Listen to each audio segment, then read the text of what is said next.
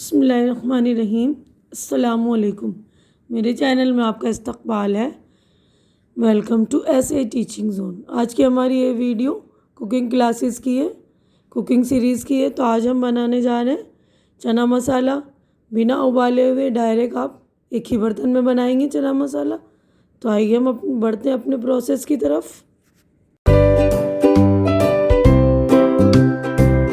तो चलिए हम अपने इंग्रेडिएंट की तरफ बढ़ते हैं। हमें चना मसाला बनाने के लिए किन किन चीज़ों की ज़रूरत पड़ेगी देखिए। तो सबसे पहले मैंने काले चने लिए आधा किलो। इसको पानी में भिगोकर मैंने रात को रख दिया था। सो पानी में अच्छी तरह से धोकर जो है रात को ही सोख कर देना है हमें, ठीक है ना। उसके बाद 2 मीडियम साइज़ के आलू लिए हैं और इसको बारीक काट लिया है। इससे जो है मसाले की अच्छी थिकनेस हो जाती है। और उसके बाद जो है मैंने हरी मिर्च का पेस्ट लिया है 1 चम्मच। इसको चाहे तो आप स्किप भी कर सकते हैं या हरी मिर्च काट कर भी डाल सकते हैं। अगर स्किप करना चाहें तो आप लाल मिर्ची पाउडर बढ़ा देंगे, ठीक है ना। उसके बाद देखिए 2 चम्मच लहसुन का पेस्ट लिया है मैंने और 2 चम्मच अदरक का पेस्ट लिया है। और 3 जो है मीडियम साइज़ के टमाटर है, अच्छी तरह से उसको मैंने धोकर काट लिया है। और 2 मीडियम साइज़ के प्याज था तो उसको भी मैंने धोकर काट लिया है। मसालों की तरफ बढ़ते देखिए हमारे बेसिक मसाले। इसमें अपने मतलब टेस्ट के अकॉर्डिंग आपको नमक लेना है। मैंने 2 चम्मच नमक लिया है, 1 चम्मच हल्दी लिया है और 1 चम्मच लाल मिर्च पाउडर लिया है और 1 चम्मच गरम मसाला लिया है और धनिया का पाउडर मैंने 2 चम्मच लिया है। और इसके अलावा जो है जब चना पूरा बन जाएगा, हमारा रेडी हो जाएगा चना मसाला, तो उसके बाद जो हम ये चूड़ा उसके ऊपर से सर्व करेंगे फ्राई करके, ठीक है। तो इसको हम पोहा भी बोलते हैं। ये बाज़ार में आसानी से मिल जाएगा आपको। और ये देखिए तेल हमने 150 ग्राम लिया है। तो आइए हम बनाने की तरफ बढ़ें। तो देखिए हम अपने बनाने की तरफ बढ़ते हैं। मैंने कुकर चढ़ा दिया है अपने गैस पर।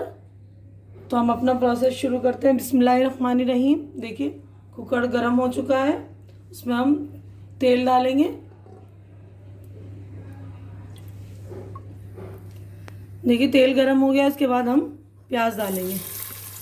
प्याज को हल्का फ्राई कर लेंगे, ज़्यादा में ब्राउन नहीं करना है, हल्का फ्राई करना है, ठीक है।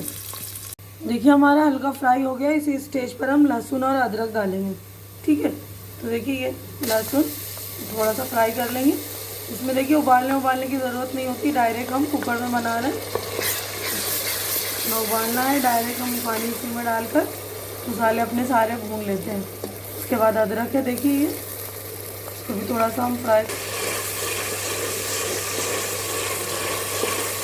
सा करेंगे हम। देखिए उसके बाद हम टमाटर डालते हैं। तो देखिए फ्राई हो गया। अब हम टमाटर डालेंगे।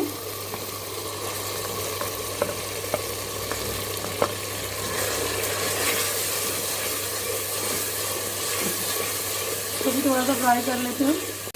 देखिए ये चना हमारा ये जो है टमाटर लहसुन अदरक फ्राई हो गया है। और हम हरी मिर्ची डालेंगे।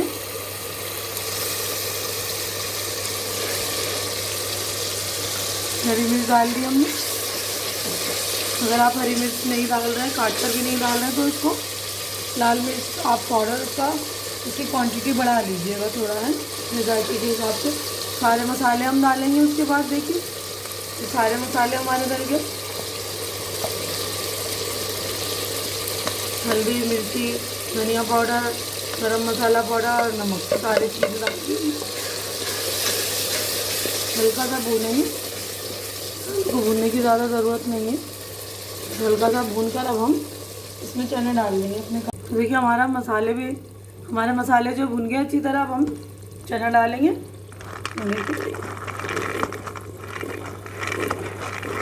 काले चने बहुत ही ज़्यादा ताकतवर होता है, आप बनाकर खाइए ज़रूर। इसमें ना उबालने की ज़रूरत है, डायरेक्ट आप बना लीजिए। हमने चने भी डाल लिए। उसके बाद हम आलू डालेंगे और 1 गिलास पानी डालकर कुकर पे ढक लेंगे। फिर हमारा चना जो है चना मसाला रेडी हो जाएगा। तो देखिए हम 1 गिलास पानी डाल लेंगे। उसके बाद इसको ढक देंगे। तो ढकने के बाद हम 4-5 सीटी बजा लेंगे। इतनी देर में आपका चना गल जाएगा और पानी भी जो है सूख जाएगा, यानी मसाला भी जो है अच्छी तरह से थिक हो जाएगा, हमारा चना रेडी हो जाएगा। देखिए अब मैं ढक रही हूँ उसको। देखिए दूसरी तरफ हमने एक पैन चढ़ा दिया है, इसमें हम अपना पोहा फ्राई करेंगे। तो इसमें हम 2 चम्मच तेल डालते हैं।